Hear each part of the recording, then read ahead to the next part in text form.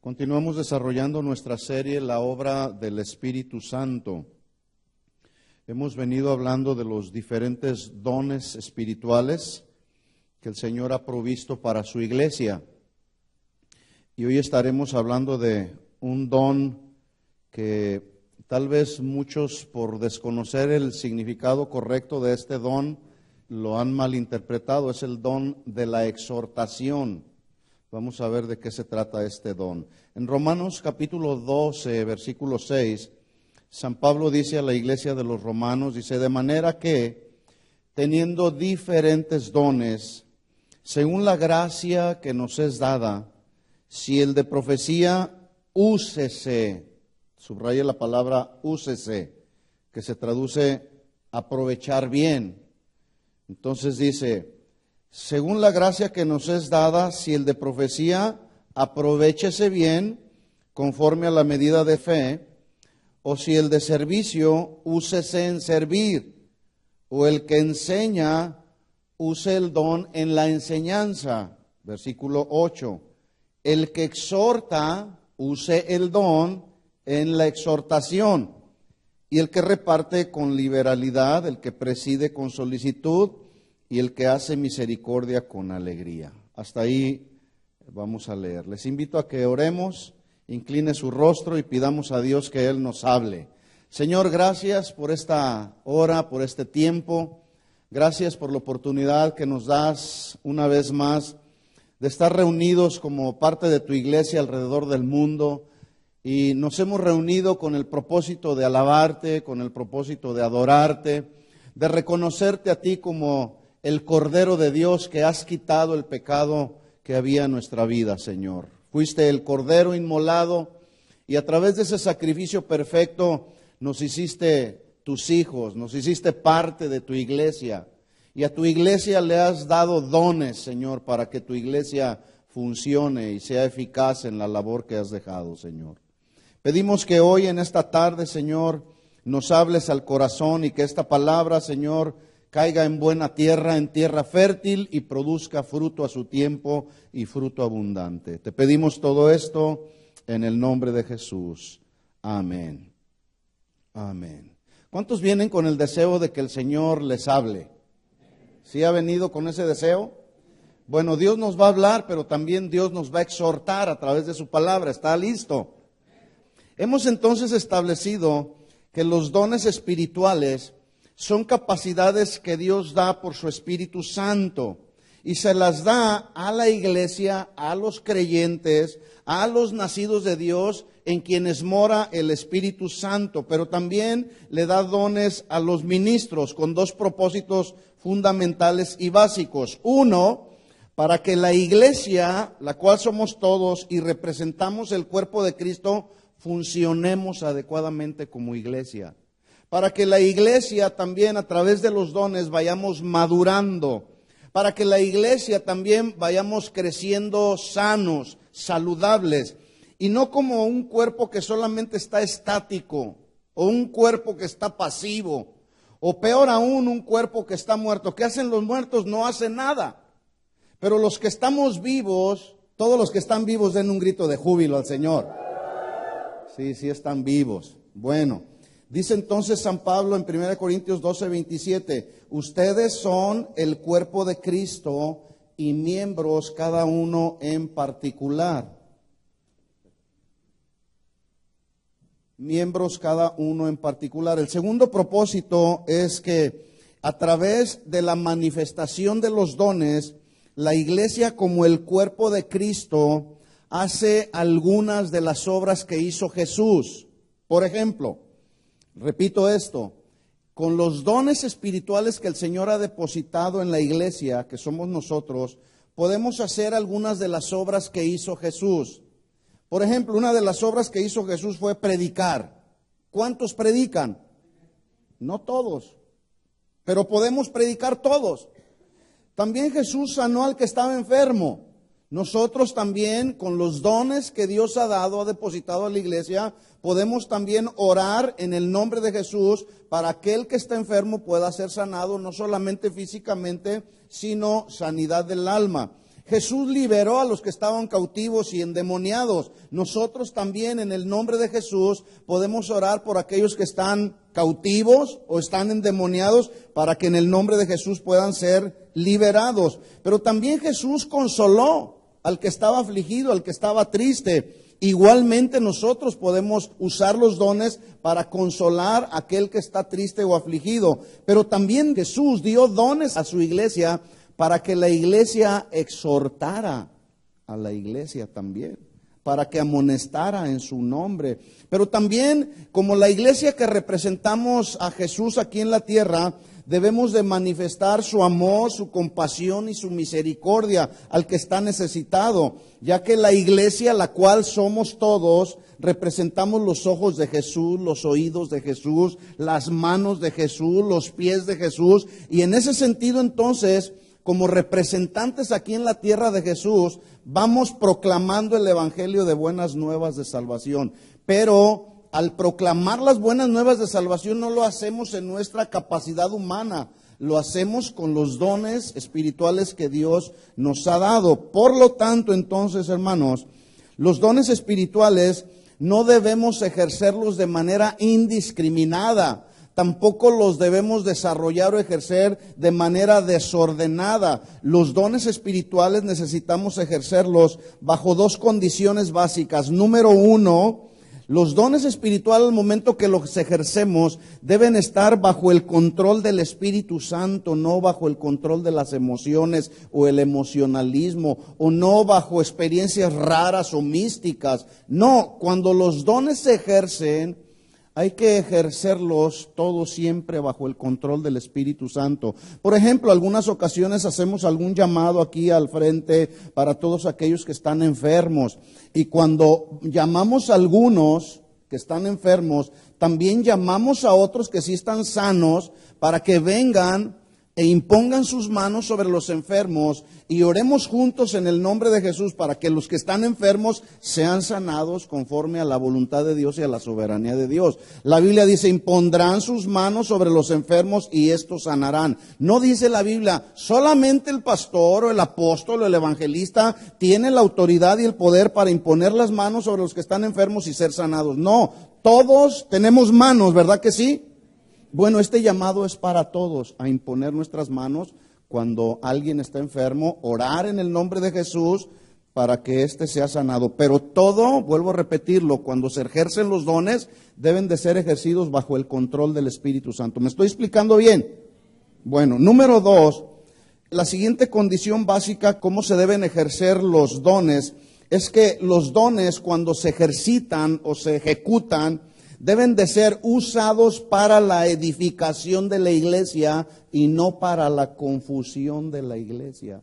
En otras palabras, los dones edifican, no confunden. También los dones espirituales deben de ser ejercidos por encima de todo, escuchen esto hermanos, para la gloria de Dios y no para la gloria de los hombres. Por lo tanto, entonces, hermanos, es importante que conozcamos cómo funcionan los dones.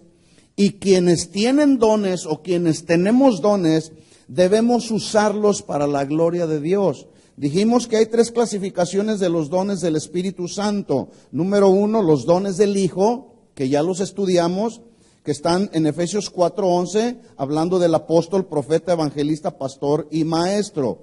Estamos estudiando ahora los dones del Padre, que son 7. Los encontramos justo en los versículos que acabamos de leer, Romanos capítulo 12 del 6 en adelante, que es la profecía, el servicio, la enseñanza, la exhortación, repartir, presidir y hacer misericordia. Más adelante estudiaremos los dones del Espíritu Santo, que son 9 y que los encontramos en 1 Corintios capítulo 12, que es la palabra de sabiduría, la palabra de ciencia, la fe, la sanidad, hacer milagros, la misma profecía, discernimiento de espíritus, diferentes tipos de lenguas e interpretación de lenguas.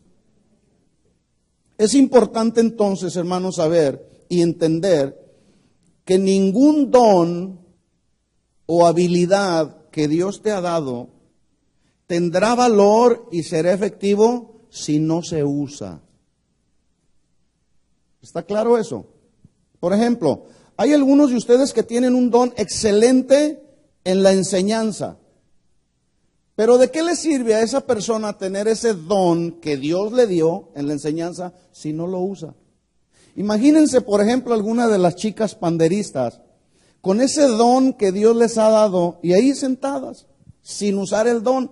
No sirve de nada. Bueno, es importante entonces, hermanos, que entendamos que si Dios nos dio un don, cualquiera que sea, nos lo dio para ser usado. Diga conmigo, tengo que usarlo. Dice Romanos 12:6, de manera que teniendo diferentes dones, algunos pueden tener diferentes dones, no solamente uno. Alguno puede tener el don en la música, pero también en la enseñanza. Entonces dice, de manera que teniendo diferentes dones, según la gracia. Cuando dice ahí según la gracia, no significa que es algo que tú humanamente puedes producir. Es algo que Dios nos da por su gracia. No lo merecíamos, pero Él decide darnos por su gracia. Dice que nos es dada, y luego menciona ahí, si el de profecía, úsese. Ya dije yo que la traducción de esta palabra úsese significa aprovéchese bien. El que tiene un don en la enseñanza lo tiene que aprovechar bien para que sea de bendición y edificación para la iglesia. Dice, conforme a la medida de la fe. Por ejemplo, alguien puede tener el más extraordinario piano que usted se pueda imaginar, pero si esa persona no sabe usar ese piano, tampoco lo sabe tocar, no sirve de nada. Aquí tenemos un buen piano, pero también tenemos a alguien que sabe tocarlo bien. ¿Se fija cómo es efectivo el don?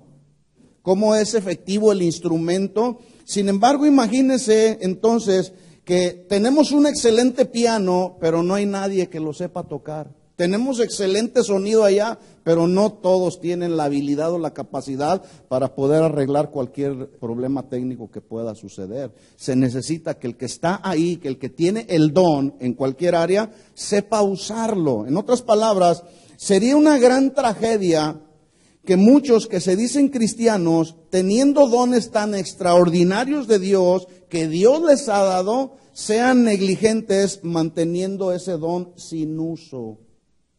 Y le digo una cosa, yo estoy convencido que Dios en su gracia y en su misericordia a todos y cada uno de los que estamos aquí presentes nos ha dado por lo menos un don. ¿Usted se había dado cuenta de los dones que usted tiene? ¿Cuántos saben que tienen un don? Levanten la mano. Por ejemplo, a ver, ahí Gilma. El don de enseñar. Ella es una maestra. Ahí está nuestra hermana Lala también, que tiene un don en la enseñanza. ¿Quién más tiene dones? Hay mujeres que tienen un don extraordinario para ser tan rico de comer. Increíble. Imagínese ese don que Dios le dio para hacer la comida tan excelente como la sabe hacer si no usa ese don. Si diario se la pasa comprando comida chatarra ahí en las tiendas. ¿Quién más tiene un don por acá? ¿Alguien le vi por ahí? A ver, hermana Gloria. El don de servicio. Y se ve claramente el don, ¿sí? Entonces, es importante que usemos los dones que Dios nos ha dado, porque debemos de saber que los dones que Dios nos ha dado, nos los dio para que fueran utilizados en su obra. ¿Estamos de acuerdo? Por cierto, le recuerdo que la Biblia dice que todos los creyentes compareceremos ante el tribunal de Jesucristo, y ahí estando todos los creyentes, daremos cuentas de dos asuntos importantes. Número uno, el uso que hiciste de los dones que Dios te dio. Ahí Dios te va a preguntar, ¿qué hiciste con los dones que yo te di? No, Señor, pues los guardé para que no se me gastaran. No. Sería un desperdicio que tú, teniendo los dones que tienes, los tengas ahí guardados, echándose a perder. ¿Saben que un auto no sirve de nada que lo tengan guardado en un garage? Se descomponen más, así es, ¿verdad, Omar? Los autos se hicieron ¿para qué? Para usarlos. No, es que no lo voy a usar para no meterle millas a mi auto. No, pues entonces mejor no tengas auto. ¿De qué le sirve a alguien tener un auto si lo va a tener ahí guardado? No, el auto es para que sea usado. Lo mismo es con los dones, hermanos. Entonces, ahí en el tribunal de Jesucristo se nos pedirá cuentas acerca de lo que hicimos con los dones que Él nos dio. Número 1, número 2, ahí en el tribunal de Jesucristo se nos pedirá cuenta de nuestra conducta personal ante Dios y ante los hombres, y eso se llama testimonio. ¿Qué testimonio estamos dando cuando no estamos aquí en la iglesia, allá afuera con la gente que no conoce al Señor? Dijo Pablo en 2 de Corintios 5:10. 2 de Corintios 5:10, porque es necesario que todos nosotros comparezcamos ante el tribunal de Cristo para que cada uno reciba lo que haya hecho mientras estaba en el cuerpo, sea bueno o sea malo. Bien, entonces ya hemos visto dentro de los dones del Hijo el don de la profecía, el servicio y la enseñanza. Hoy vamos a ver el don de la exhortación. Así como estos dones, profecía, servicio y enseñanza, el don de la exhortación es importante que sea repartido a los creyentes. Escuche bien esto. Este don de la exhortación es importante que sea repartido a los creyentes, y el creyente que tiene este don de la exhortación tiene que usarlo, pero hay que usarlo bien, para provecho. Algunos suponen que exhortar significa regañar a alguien. No, ahorita lo vamos a ver.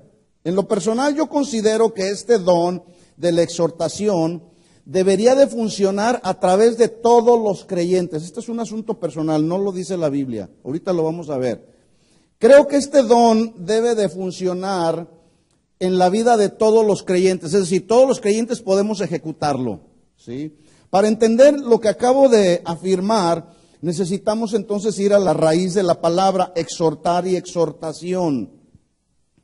Exhortar y exhortación es una palabra del griego compuesta de dos. Una es para, que significa al lado, y la otra es kaleo, con K de kilo, que significa llamar. Por lo tanto, el significado literal de parakaleo es llamar a alguien al lado con un propósito. Vamos a verlo. Parakaleo, que es la palabra de exhortar, es una palabra que tiene relación con Paracletos, y Paracletos habla del Espíritu Santo, y el Espíritu Santo dice la Biblia que funciona como nuestro abogado, funciona como nuestro consolador. El Espíritu Santo funciona como nuestro ayudador. De hecho, en Juan capítulo 14, versículo 16, Jesús utiliza este término consolador para referirse a Él, para llamar a alguien al lado con el fin de consolarlo. Dice Jesús en 14:16 de Juan, rogaré al Padre, os dará otro consolador para que esté con ustedes para siempre. Y luego dice versículo 17, el Espíritu de verdad, el cual el mundo no puede recibir porque no le ve, porque tampoco le conoce, pero ustedes le conocen porque mora en nosotros y está con vosotros.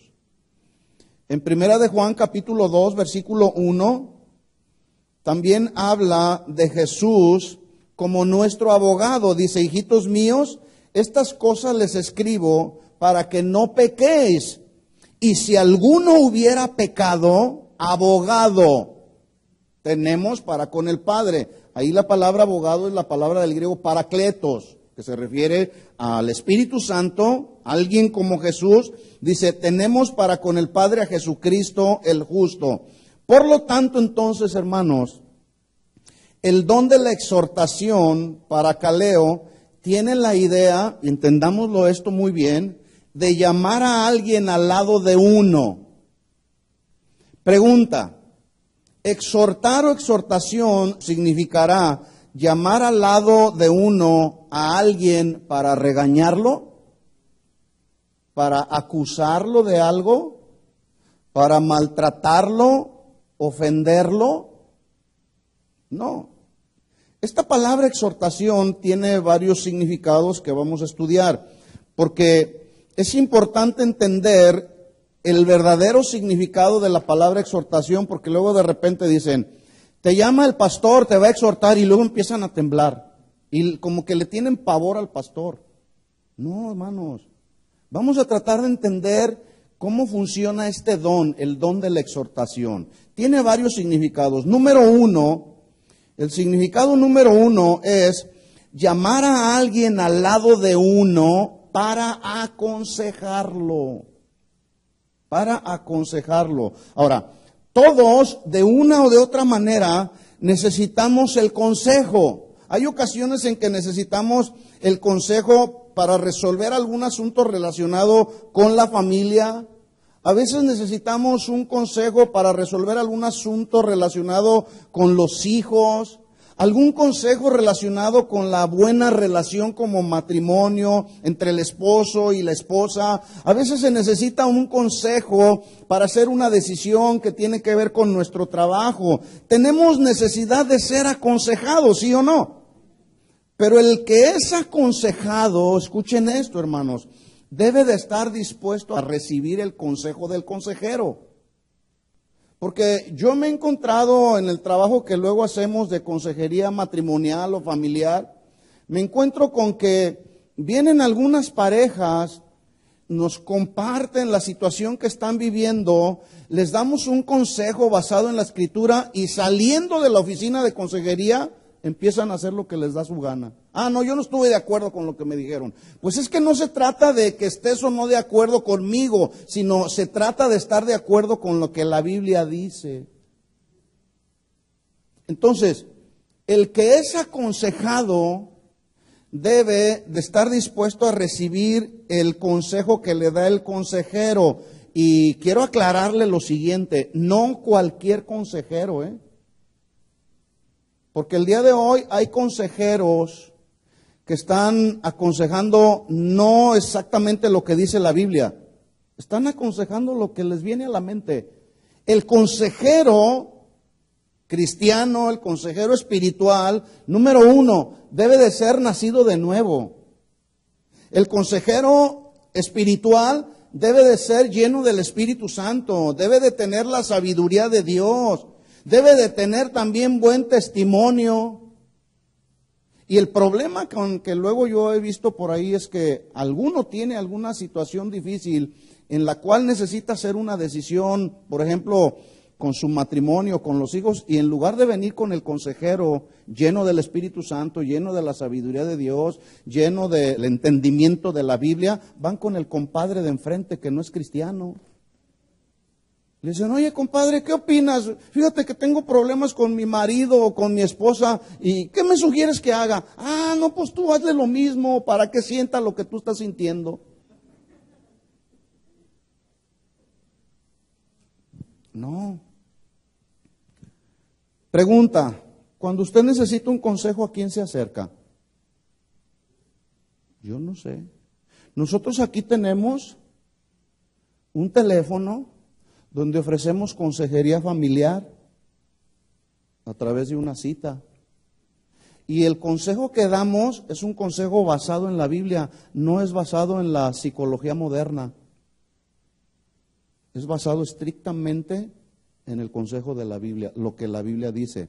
Hay una historia en el libro de los reyes de Israel que nos ilustra cómo un rey joven necesitaba hacer una decisión importante, porque esa decisión iba a afectar a todo el pueblo de Israel. Y quiero llamar la atención de los padres de familia. Hay ocasiones en que como padres de familia necesitamos tomar decisiones que van a afectar a la esposa y a los hijos, y necesitamos buscar un buen consejo basado en la Escritura. Me estoy refiriendo y le estoy haciendo un llamado a los padres de familia cristianos. Los que no son cristianos, ellos le van a ir a pedir un consejo hasta Walter Mercado. Pero estoy llamando la atención a los padres cristianos.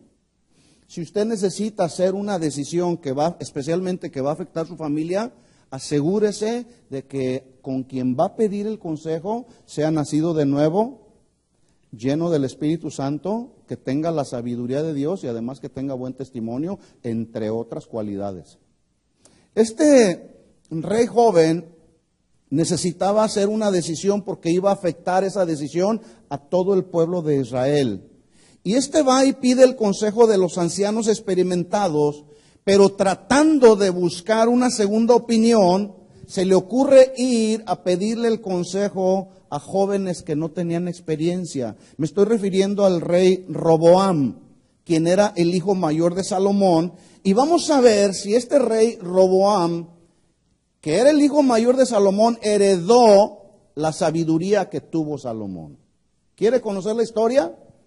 Bien, vamos a Primera de Reyes, capítulo 12.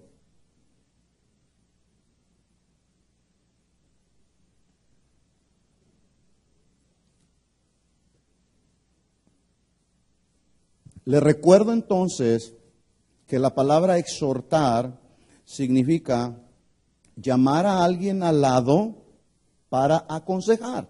Es la primera traducción. Y este rey llamó a alguien para pedir un consejo, necesitaba un consejo. Dice ahí, 1 Reyes 12:1, Roboam fue a Siquem, porque todo Israel había venido a Siquem para hacerle rey.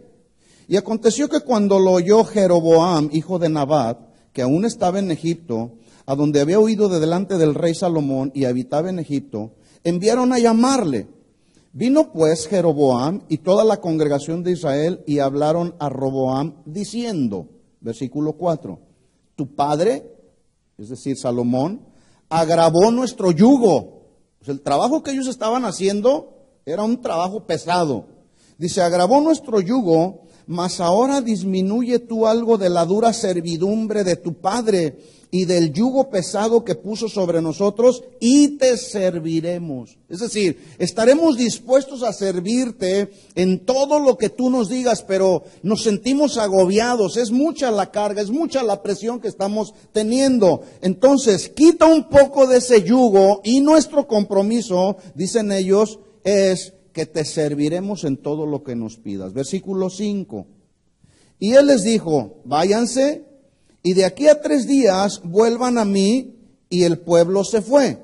Entonces el rey Roboam pidió consejo de los ancianos, y aquí se refería a los ancianos de edad avanzada, que por la experiencia podían tener un consejo más certero, pero además se estaba refiriendo a los ancianos, dice ahí, que habían estado delante de Salomón su padre, es decir, eran consejeros de Salomón que estaban ahí a su lado. Y dice entonces, pidió consejo de los ancianos que habían estado delante de Salomón su padre cuando vivía, y dijo, ¿cómo me aconsejan ustedes que responda a este pueblo?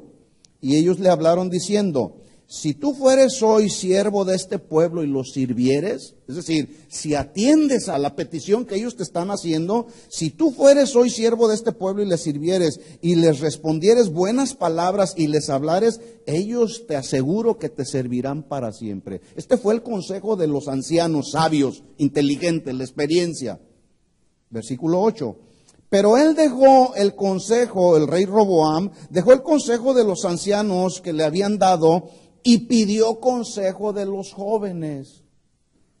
Aquí quiero hacer un paréntesis, porque a veces andamos tratando de buscar el consejo que nos conviene, o andamos tratando de escuchar lo que queremos escuchar, y luego vamos con uno, y como no nos dijo lo que yo quiero escuchar, voy con otro, argumentando, es que voy a pedir una segunda opinión. No, es que si el primer consejo que te dieron es el consejo más claro, más acertado, y el que te va a ayudar a hacer una buena decisión conforme a la voluntad de Dios, acepta ese consejo. ¿Estamos de acuerdo? Bueno, seguimos leyendo entonces. Dice que dejó el consejo de los ancianos y pidió consejo de los jóvenes con los que se habían criado con él y estaban delante de él, y les dijo, ¿cómo me aconsejan ustedes que respondamos a este pueblo que me ha hablado diciendo, disminuye algo del yugo que tu padre puso sobre nosotros? Entonces los jóvenes que se habían criado con él le respondieron diciendo, así hablarás a este pueblo que te ha dicho estas palabras, tu padre agravó nuestro yugo, mas tú disminúyenos algo, así les hablarás. El menor dedo de los míos, el meñique, es el más grueso que los lomos de mi padre. Ahora pues, mi padre les cargó con pesado yugo, mas yo añadiré a su yugo, a vuestro yugo. Mi padre os castigó con azotes, mas yo les castigaré con escorpiones. Habla este castigo, cuando dice ahí, los castigaré con escorpiones, hablaba de un látigo, como el látigo con el que azotaron a Jesús, que en las puntas, al final del látigo tenía unas puntas de metal. Cuando dice ahí, yo les añadiré el yugo, pero también los castigaré con azotes, con un látigo, con la punta, igual que la punta que tienen los escorpiones, que es venenosa y es destructiva. Pregunta. Aquí están dos consejos, el consejo que le dio los ancianos y el consejo que les dieron los jóvenes. ¿Cuál consejo cree usted que fue el que este rey Roboam escogió? ¿Cuál? ¿El de los jóvenes? ¿Estaban ustedes ahí en esa decisión? ¿O por qué lo dicen? Porque la Biblia lo explica, ¿verdad? Vamos a ver qué fue lo que hizo este joven rey Roboam. Versículo 12. Al tercer día vino Jeroboam con todo el pueblo a Roboam, según el rey lo había mandado, diciendo, volved a mí el tercer día. Y el rey respondió al pueblo duramente, dejando el consejo que los ancianos le habían dado, y les habló conforme al consejo de los jóvenes. Wow. Cuando usted le pide consejo a alguien, ¿con quién va? ¿A quién se acerca? ¿A quién busca? Llamar a alguien, entonces exhortación es llamar a alguien al lado de uno para aconsejarlo. Ahora, si alguien viene a usted a pedirle un consejo, escúcheme bien usted, hermano, usted tiene que tener conocimiento de la Biblia para dar un consejo bíblico. Usted no puede dar un consejo basado en sus experiencias pasadas. Ayudan las experiencias pasadas. Pero es mejor el consejo de Dios, especialmente, vuelvo a repetir, cuando se trata de una decisión que va a afectar mi familia. Hay que preguntarle a Dios, hay que tomar en cuenta el consejo de Dios. Y el consejo de Dios, mis amados hermanos, está en su palabra. Entonces, la palabra exhortación significa, número uno, llamar al lado a alguien para aconsejarlo. Número dos, exhortación significa también llamar a alguien al lado de uno para advertirle. ¿Para qué? Para advertirle. Escuchen esto, hermanos. La Biblia está llena de advertencias, muchas advertencias. Por ejemplo, en Hechos capítulo 20, versículo 28, hay una advertencia que Pablo le hace a los líderes de la iglesia de Éfeso. Hechos 20, 28.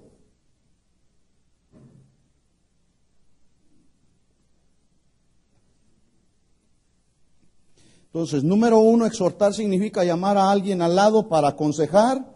Número dos, exhortación significa llamar a alguien al lado para advertirle. Y dice Pablo en Hechos 20, 28, por tanto, mirad, le está hablando a los líderes de la iglesia. Y este versículo me habla a mí como líder de la iglesia. Dice, por tanto, mirad, es decir, es un mirar donde debemos poner atención. Mirad por vosotros. Habla de un examen personal que tenemos que hacer los líderes de la iglesia en lo que se refiere a nuestra conducta, a nuestros pensamientos y a las motivaciones de nuestro corazón por la cual servimos al Señor en su obra. A eso se está refiriendo Pablo ahí cuando le dice, mirad por vosotros, en otras palabras, mira la conducta que estás desarrollando, mira tus pensamientos que estás teniendo, si son los pensamientos acordes al pensamiento de Dios y las motivaciones de tu corazón con las que sirves a Dios. Mirad por vosotros, y luego añade diciendo Pablo la advertencia, y por todo el rebaño en el que el Espíritu Santo les ha puesto por obispo, por supervisor, para apacentar la iglesia del Señor, la cual Él ganó por su propia sangre. Escuchen esto, hermanos, lo vuelvo a repetir, lo dije ayer en el Instituto Bíblico y lo vuelvo a repetir. La iglesia no es del pastor, la iglesia no es del apóstol, la iglesia es de Cristo, porque Cristo ganó a la iglesia con su sangre. ¿Estamos de acuerdo en eso? Y esta es la exhortación que habla Pablo a los líderes de la iglesia, versículo 29. Aquí está la advertencia que Pablo hace, mire. llama a los ancianos de la iglesia de Éfeso y aplica el don de la exhortación. Los llama y les da una exhortación que tiene que ver con advertencia. Versículo 29. Porque yo sé que después de mi partida entrarán en medio de vosotros lobos rapaces que no perdonarán al rebaño. Pablo estaba advirtiendo a los líderes de la iglesia de Éfeso que la amenaza que representaban los falsos maestros estaba muy latente dentro de la iglesia, ahí mismo dentro de la iglesia, como sigue sucediendo hoy en día. La amenaza de los falsos maestros sigue sucediendo. Uno les advierte, hermano, cuídate de fulano de tal. Una ocasión compartí un mensaje que titulé, cuídate del engaño religioso, expuse a alguno de esos falsos maestros y al final hubo alguien que me dijo, ¿tú quién eres para juzgar? ¿Por qué criticas a aquellos que... Mira, yo no soy nadie, simplemente soy el responsable de esta congregación. Y la responsabilidad que yo tengo es advertirle a la gente de los falsos maestros. Porque luego le dicen a uno que uno es intolerante, que uno está frustrado, que uno está amargado, porque luego de pronto dice, cuídese de ese pastor que es un manipulador y es un tranza. Estamos exhortando, Pablo lo hizo. Después de mi partida entrarán lobos rapaces que no perdonarán al rebaño.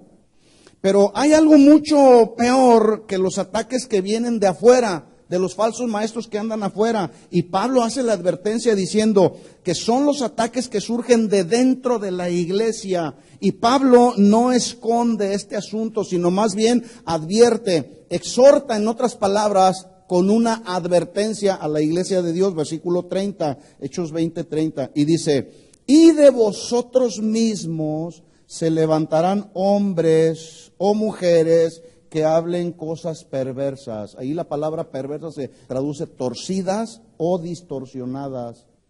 ¿De dónde se levantarán? De en medio de vosotros. Voltea a ver a la persona que tienes al lado y a ver, pásale el escáner espiritual a ver si realmente sea de veras. De vosotros mismos se levantarán hombres que hablen cosas perversas. Wow, eso está tremendo. Por eso, hermanos, volvemos a repetir una y otra vez, no todo el que llega a las iglesias es verdaderamente nacido de Dios. ¿Se había dado cuenta de eso? No todo el que llega a la iglesia es nacido de Dios.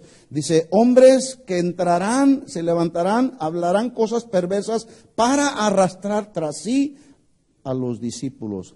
Yo no sé si usted sabía, pero hoy, como en el tiempo de Pablo, escuchen esto, hay mucha deslealtad en el ministerio. Hay mucha deslealtad en la familia. Hay mucha deslealtad en la sociedad. En otras palabras, la deslealtad que el mundo maneja se ha metido a la iglesia. ¿Sí? Dice Hechos 20:31, por tanto, mire la advertencia nuevamente de Pablo, velad, actitud vigilante, acordándose que por 3 años de noche y de día no he cesado, no he parado ni por un instante de amonestar. Aquí la palabra amonestar es paracaleo también. Llamar a alguien para exhortarlo. Dice, de día y de noche no he cesado de amonestarles con lágrimas a cada uno. Otra advertencia, segunda de Pedro capítulo 3, versículo 1. Vamos rápido, segunda de Pedro 3:1.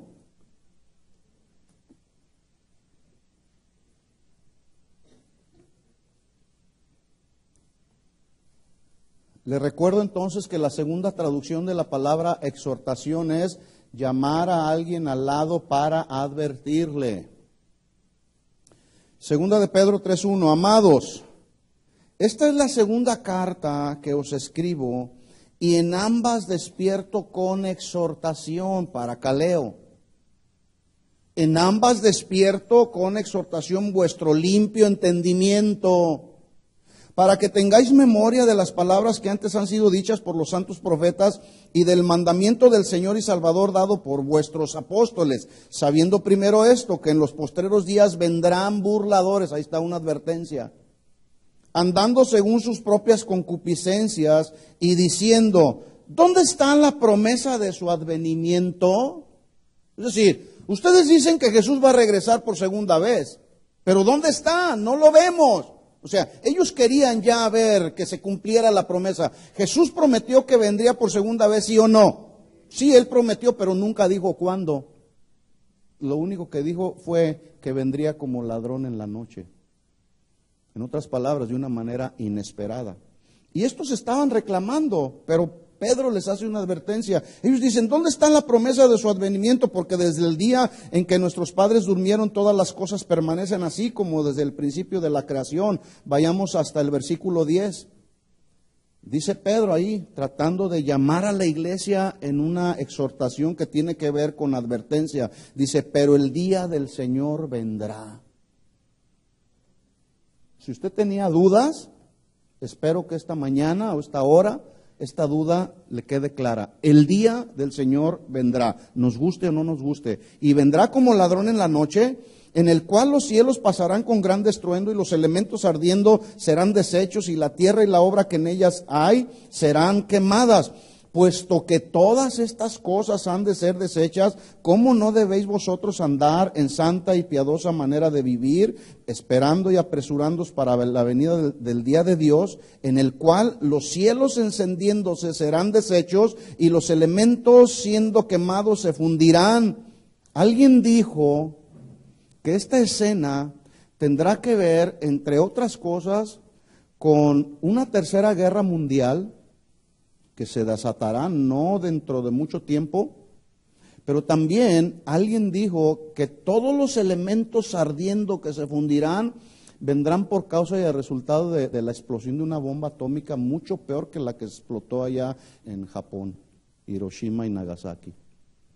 Por eso la advertencia de Pedro diciendo, bueno, puesto que todas estas cosas han de ser deshechas, se van a fundir, ¿cómo no debéis vosotros andar en santa y piadosa manera de vivir? Yo les doy una advertencia, mis hermanos. El día del Señor vendrá y todavía hay muchos que están viviendo su vida cristiana, entre comillas lo digo, como les da su gana. Como aquellos cristianos que le preguntaron a Pedro, ¿dónde está la promesa de su advenimiento? No vemos. Bueno, ya vemos las señales, ¿sí o no? ¿Vendrá Jesús por segunda vez, sí o no? Sí va a venir.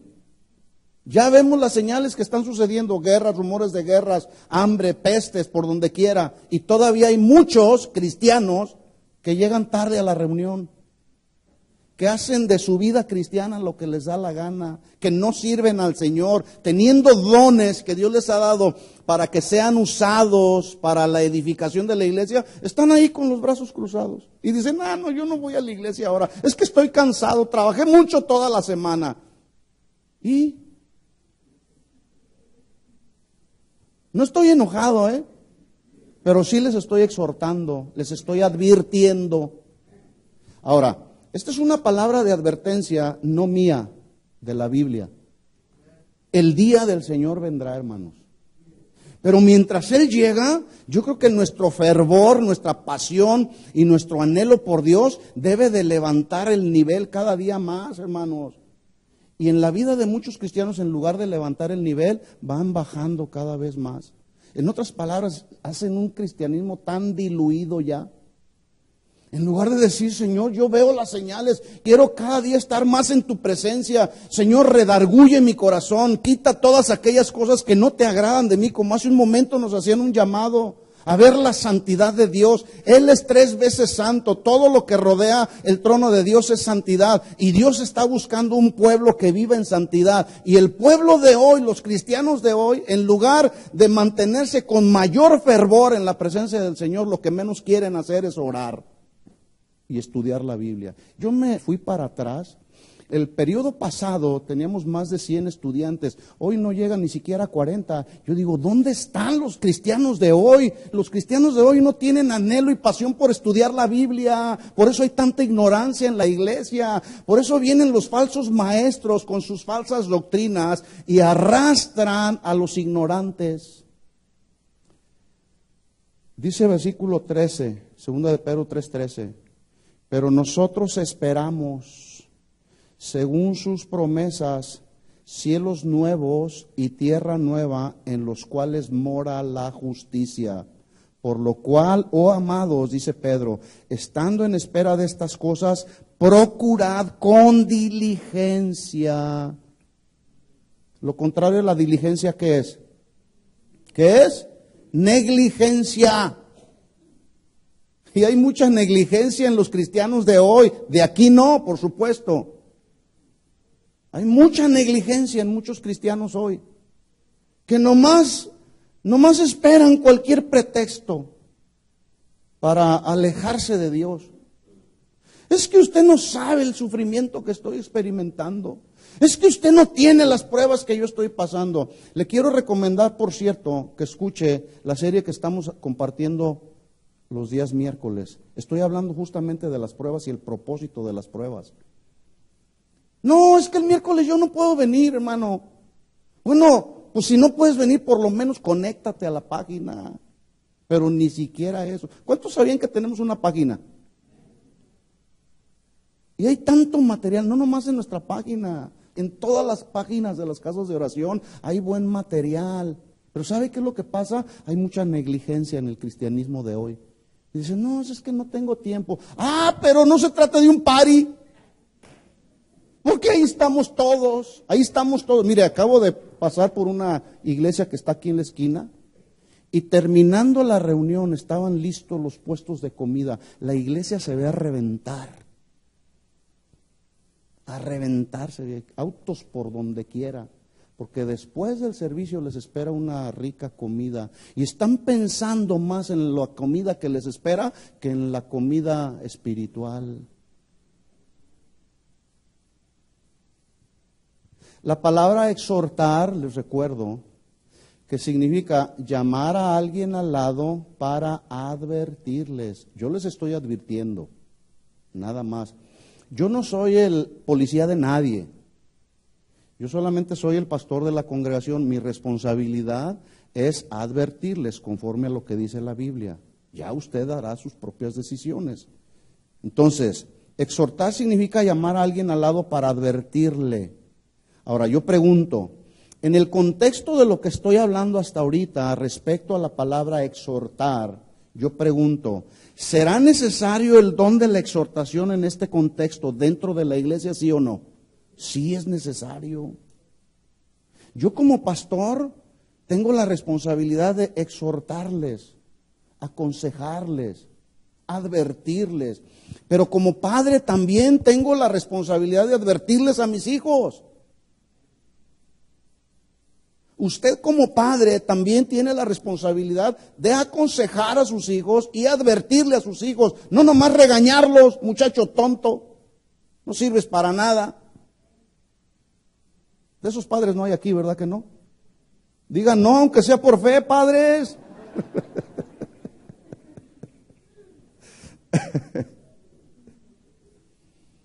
Traducción número 3 de la palabra exhortar. Es llamar a alguien al lado de uno para consolar. Para consolar. ¿Se fijan cómo la palabra exhortar no significa solamente regañar? Como algunos tienen entendido así. Te voy a exhortar. No me gustó cómo hablaste. No me gustó cómo le respondiste a tu mamá. Te voy a exhortar, muchacho. No. Exhortar, en su tercera traducción, significa hablarle a alguien, llamar a alguien al lado para consolarle. ¿Cuándo es cuando se debe de ejercer este don de la exhortación respecto a la consolación? ¿Cuando alguien está contento? No.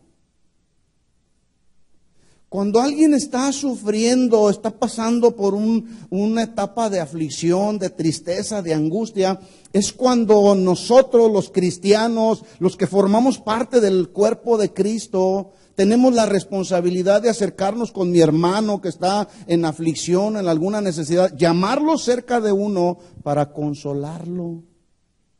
¿Sí o no? El problema que tenemos a veces los cristianos es que somos tan insensibles que vemos al hermano que está sufriendo, está pasando por alguna prueba, alguna necesidad, alguna aflicción, y lo primero que hacemos es decirle, en lugar de consolarle, es decirle, a lo mejor estás así porque no tienes fe o andas en pecado. No, hermanos, eso es lo que menos necesita alguien que está sufriendo. Es lo que menos necesita. Lo que una persona, una mujer, un joven, una señorita que está sufriendo, que está pasando por adversidad, lo que necesita es ser consolado. Segunda de Corintios, capítulo 1. Mire las palabras de Pablo, a ver si se parecen a nuestras palabras.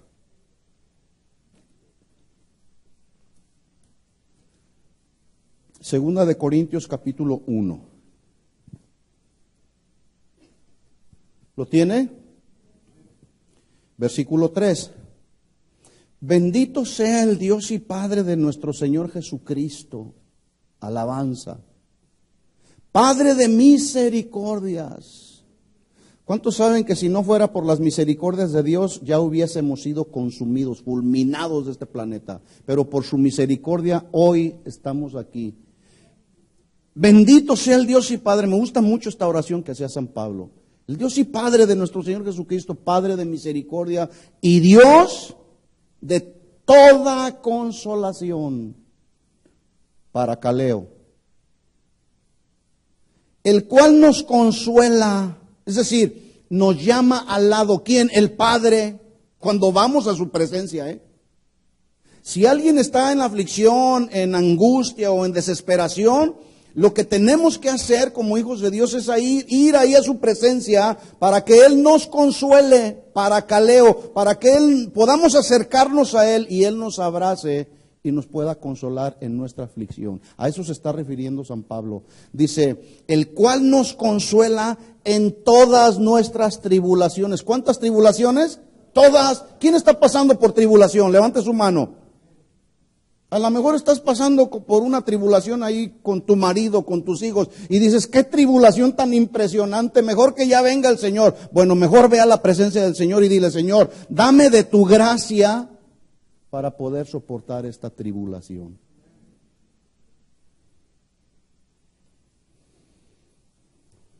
A Pablo le fue dado un aguijón, un mensajero de Satanás, dice la Biblia, para que lo abofeteara.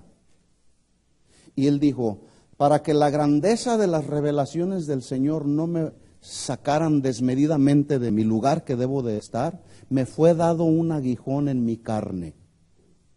Por lo cual 3 veces he orado al Señor y le he dicho, Señor, quita de mí este aguijón. Y el Señor me ha dicho, bástate mi gracia. Pero ¿sabe dónde le fue revelada esa palabra a Pablo? En la presencia de Dios, no en el Facebook. De veras, yo lo vuelvo a repetir, ¿cómo se pierde el tiempo, hermanos?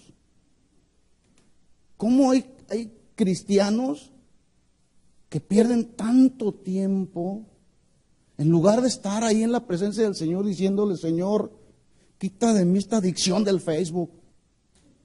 De veras, a algunos ya se les convirtió en una adicción.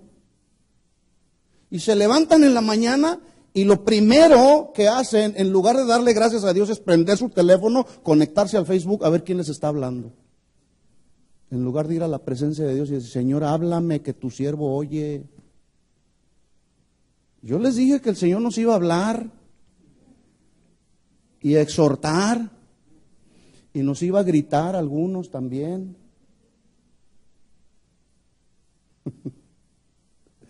Bendito sea el Dios y Padre de nuestro Señor Jesucristo, que nos consuela en todas nuestras tribulaciones. Y mire el propósito, hermanos, para que podamos también nosotros consolar, paracaleo, llamar a otros que están sufriendo. Él nos consuela con su presencia, con su palabra, para que podamos consolar a otros, no para que vayas y le digas, es que no tienes fe, es que andas en pecado, es que eres un rebelde, es que eres un idólatra. No, no es así. Es para que podamos ir con Él y consolarle. Dice, para que nosotros seamos consolados a los que están en cualquier tribulación por medio de la consolación con que nosotros somos consolados por Dios. Imagínese a una persona que está llena de amargura queriendo consolar a alguien que está en aflicción. ¿Usted cree que se puede? No, le va a vomitar toda su amargura. No, no se puede. Si alguien está amargado por alguna situación, hay que ir a la presencia del Señor y decirle: Señor, consuélame, quita esta amargura que me está carcomiendo los huesos. Quítame esta amargura para que una vez que se me quite esta amargura, yo pueda ir y consolar a otros que también puedan estar amargados. Ese es el propósito. Exhortar entonces significa llamar a alguien al lado para consolarle. Otra traducción, ¿se fija qué expectativa tan diferente tenemos ahora de la palabra exhortar? Es un don, vuelvo a repetir, que debiera fluir en todos los hermanos de la congregación en este contexto que lo estoy enseñando, no en el contexto de regañar o maldecir o cualquier otra cosa. También otra traducción es de exhortar, llamar a alguien al lado de uno para persuadirlo o amonestarlo. Este don de la exhortación puede ser usado para persuadir a los hermanos, amonestar a los creyentes a dejar de estar practicando tal vez un pecado o algún mal hábito, como puede ser la murmuración. Eso es un mal hábito. El chisme también es un mal hábito. Algunos funcionan muy bien en ese mal hábito. La mentira, la ligereza de palabras. A veces no conectamos el cerebro con las palabras y hablamos ligeramente. Dice Pablo en Gálatas 6:1, repito la traducción, otra traducción de la palabra exhortar es llamar a alguien para persuadirlo o amonestarlo. Dice Pablo en Gálatas 6:1, hermanos, si alguno fuere sorprendido en alguna falta, se traduce pecado, ustedes que son espirituales. ¿Cuántos espirituales hay aquí? Díganlo aunque sean por fe. Yo soy espiritual. Ustedes que son espirituales, restaurarle, o sea, restaurar la relación, la comunión, restaurarle con espíritu de mansedumbre, considerándote a ti mismo, no sea que tú también seas tentado. En otras palabras, no sea que tú también caigas en el mismo pecado. ¿Se fija qué diferente la actitud de Pablo, el consejo de Pablo? Algunos vemos que alguien comete algún pecado y luego lo más fácil es señalarlo: pecador, empedernido, te vas a ir al infierno. No, dice Pablo, ustedes que son espirituales, restáurenle con espíritu de mansedumbre. Hermano, ¿qué pasa contigo? He visto que continúas practicando este mismo pecado. Eres impuntual, no llegas a la hora que tienes que llegar. Hermano, eres muy renegón. Hermano, esto, exhortarnos, amonestarnos, en amor. Dice, no sea que tú también seas tentado con el mismo pecado. Versículo 2, sobrellevad los unos las cargas de los otros y cumplid así la ley de Cristo. Porque el que se cree algo, no siendo nada, a sí mismo se engaña. Ah, no, yo ya me la sé de todas. Para eso soy el pastor. No, hermanos, también yo necesito ser amonestado. Y mira, aquí tengo a alguien que me amonesta. Todos los días, cuando nomás ve algo, a ver. No me mangonea, ¿eh?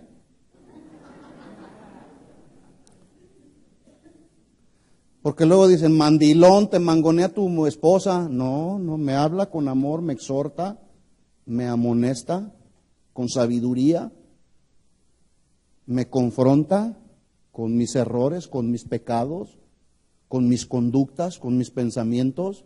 Esa es la labor de una esposa. ¿Escucharon bien, esposas? No se oyó mucho amén. Amonestar en amor. No decirle, viejo gordo, no cambias, eres igual que tu mamá. No, hermanas, así no es la onda. Hermanas, por favor, ¿cuántas hermanas hay aquí? No es así, mis hermanas. Hay que amonestarnos, hay que exhortarnos, hay que advertirnos con amor, no siendo, considerándote tú misma, no siendo que a la vez tú puedas caer en el mismo pecado que cayó el gordo. Bueno, el gordito, pues, con cariño.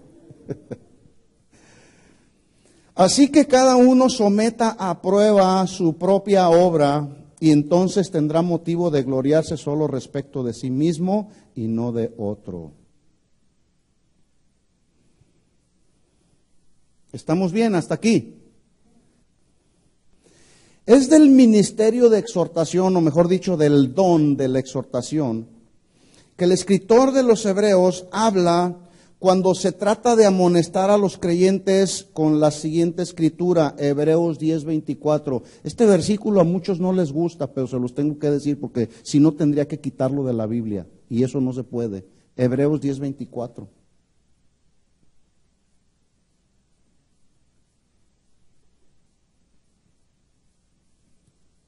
Repito entonces, el autor de los Hebreos, cuando escribió estos versículos, tenía como propósito exhortar, amonestar a los creyentes con lo que escribió, Hebreos 10:24. Considerémonos unos a otros para estimularnos al amor y a las buenas obras. Hasta ahí está bien. Estimulándonos, hermano. Perdóname, mira, te amo en el Señor y con el amor que te tengo, vamos estimulándonos al amor con el fin de que podamos hacer buenas obras, no para adquirir la salvación, pero porque ya somos salvos, somos responsables de hacer buenas obras. Versículo 25, no dejando, ¿de qué? Si a usted le gusta subrayar su Biblia y memorizar versículos, este es un buen versículo para memorizar. Es más, se los voy a dejar de tarea.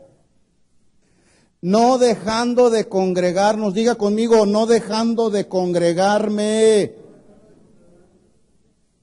como algunos tienen por costumbre, mal hábito. Sino, ¿qué dice ahí? Exhortando, para caleo, llamar a alguien al lado para amonestarle. Escúchenme los que están oyendo por internet, no dejen de congregarse.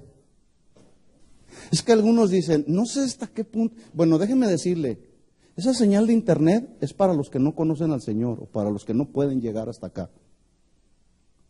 No es para los que forman parte de esta congregación. Porque los que formamos parte de la congregación tenemos la responsabilidad de cumplir con lo que dice la Biblia.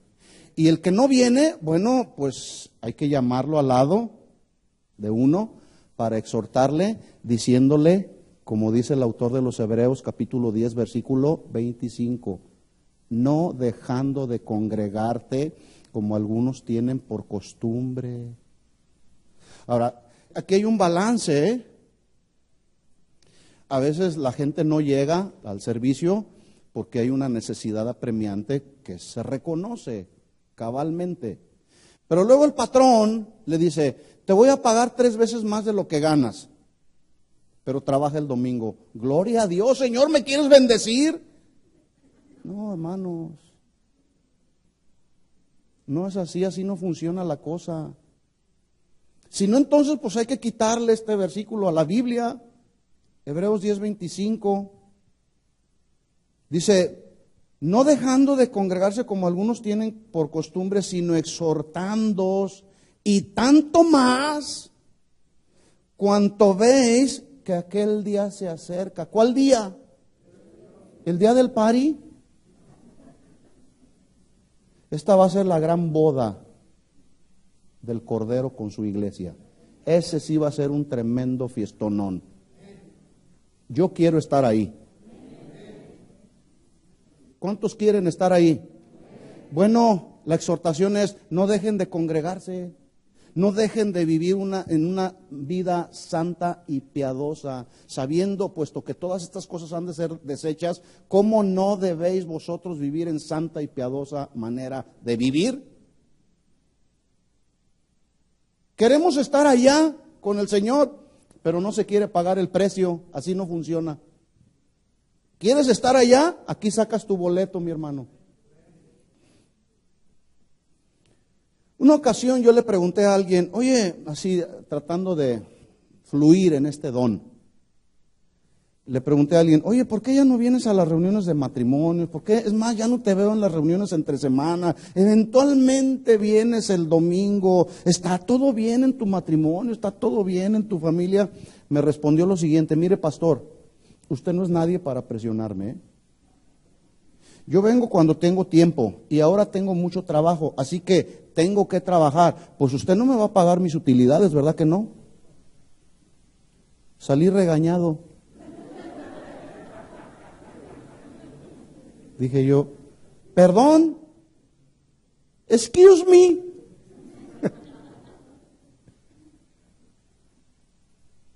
Ahora resulta que cuando quiere uno fluir en este don de la exhortación, pues no lo hace uno bien. De veras, yo estaba hablando bien con él, tenía una carga, ya no te he visto en la iglesia, ¿qué te pasa?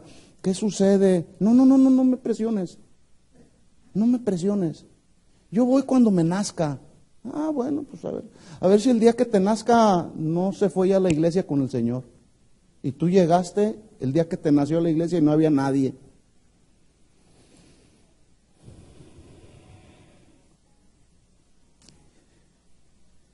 Bueno, concluimos de la siguiente manera.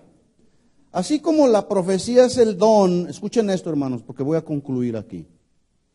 Como la profecía es el don que proclama las verdades de Dios, el don de enseñanza explica las verdades de Dios, el don de la exhortación llama a los creyentes a obedecer y seguir las verdades de Dios. ¿Lo entendió? Ese es el mensaje para ahora, para nosotros. ¿De acuerdo? ¿Lo recibe en su corazón? Este es el mensaje. De nada te va a servir recibir el mensaje, dejarlo aquí en tu mente, no bajarlo al corazón y mucho menos dejar de practicarlo. El mensaje hay que recibirlo en la mente, en el corazón, discernirlo y aplicarlo y vivirlo, obedecerlo. ¿De acuerdo? Si le ofendí, perdóneme. Si le exhorté, acepte la exhortación, porque a todos les amamos y queremos lo mejor para todas las familias de la iglesia, para que seamos mejores cristianos, para que honremos a Dios con nuestro cristianismo. ¿De acuerdo? Oremos al Señor, les invito a que se pongan de pie. Señor, te damos gracias por tu palabra. Gracias, Señor, porque ahora sabemos que tú has derramado diferentes dones a tu iglesia según la gracia que te ha placido darnos a cada uno. Algunos les has dado el don en la profecía y lo han usado conforme a la medida de la fe. A otros el don de servir y lo han usado en servir. A otros el don de la enseñanza y lo han usado enseñando. A otros el don de la exhortación y así queremos usarlo, Señor. Al que reparte con liberalidad, al que preside con solicitud y al que hace misericordia con misericordia, Señor. Ayúdanos, Padre, a poder entender tu palabra, vivirla, discernirla y aplicarla a nuestra propia vida, Señor. En el nombre de Jesús. Te damos gracias en esta tarde, Señor. Y nos vamos con bien a nuestra casa, Señor, haciendo de esta tu palabra el alimento para nuestra vida en este día, Señor. Te pedimos en el nombre de Jesús, Señor, que nos lleves con bien, Padre. Amén. Amén. ¿Puedo darle un aplauso de alabanza a nuestro Señor Jesús? Gracias, mi Señor Jesús. Gracias. Gracias por tu palabra, Señor. A ti sea la gloria siempre, Señor. Amén.